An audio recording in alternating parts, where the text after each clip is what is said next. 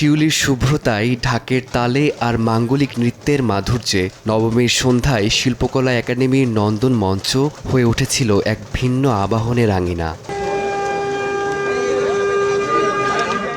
সংস্কৃতি বিষয়ক মন্ত্রণালয়ের এই আয়োজন যেন হয়ে ওঠে সাম্যের এক উজ্জ্বল প্রকাশ। খ্যাতিমান শিল্পীদের গানে গানে উচ্চারিত হয়েছে অসাম্প্রদায়িক চেতনার অঙ্গীকার। ধর্ম যার যার, উৎসব সবার, এই আহ্বানেই শিল্পীরা ছড়িয়েছেন সম্প্রীতির দীপশিখা। শিউলি ফুল দিয়ে পুরো শিল্পাঙ্গন মেতে উঠেছে, সর্বক্ষেত্রে শিউলি ফুল। মানে আমি না এসে মুগ্ধ হয়ে গেছি যে এমন একটি অভিনব আইডিয়া কিন্তু সত্যিকারের শিল্পী ছাড়া হওয়ার কথা নয়। মা দুর্গার আবির্ভাব ঘটেছিল মানে অশুভ শক্তির বিনাশের জন্যে।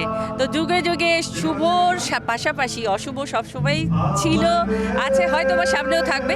তাকে ওভারকাম করেই আমাদের বাঙালিদেরকে এগিয়ে যেতে হবে। সাম্প্রদায়িকতার বিরুদ্ধে তো অবশ্যই আমরা থাকতেই হবে এবং আমরা সবসময় একসাথে, যেহেতু আমরা সবাই একই দেশের বাসিন্দা, আমাদের একসাথেই মিলেমিশে চললে তখনই আমাদের দেশটা আরও আগে যাবে। আমি যেমন ঈদ পালন করি, আমি সমানভাবে পুজোও পালন করি। আমার হিন্দু থেকে মুসলিম বন্ধুরা বেশি।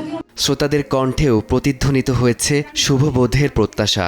ধর্ম যার যার, উৎসব সবার, আমরা বাঙালিরা মনে করি অ্যান্ড এটা আমরা মনে প্রাণে আমাদের বিশ্বাস করা উচিত, কারণ আমরা অনেকগুলো কালচার নিয়ে বড় হয়েছি। সো আমাদের উচিত সবার কালচারের প্রতি শ্রদ্ধা সম্মান রেখে সবাইকে সেই কালচারটা ধারণ করা। আমরা সবাই আরও বেশি টলারেন্ট হচ্ছি এবং আমার মনে হয় যে পরিস্থিতিতে এখন আমরা আছি, আমার মনে হয় আস্তে আস্তে আমরা আরও ভালোই মানে ইনক্লুসিভ যেটা আমরা বলছি সেটা হবে।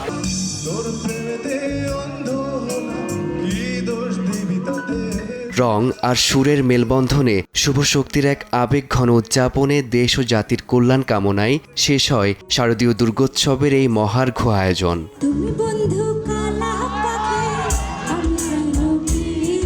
ফারদিন মাঝার, সময় সংবাদ, ঢাকা।